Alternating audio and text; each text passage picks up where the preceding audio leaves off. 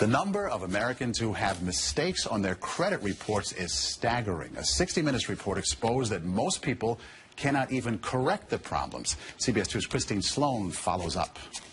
Meg Pasternak says a mistake on her credit report nearly destroyed her credit.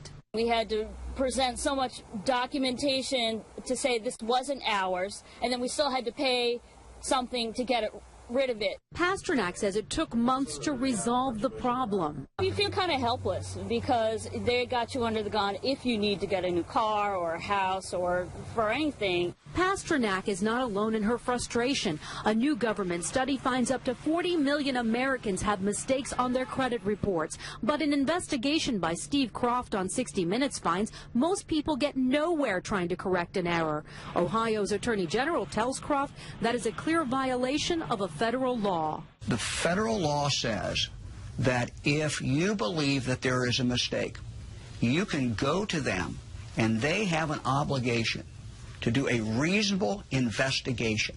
They're not doing a reasonable investigation. End result, if we're successful, is a deletion of that record from your credit report. The credit pros in Newark help people fight agencies like TransUnion and Experian. All the information they receive from a customer, they translate it into a code. They don't forward the letter and the proof of payment to the creditor.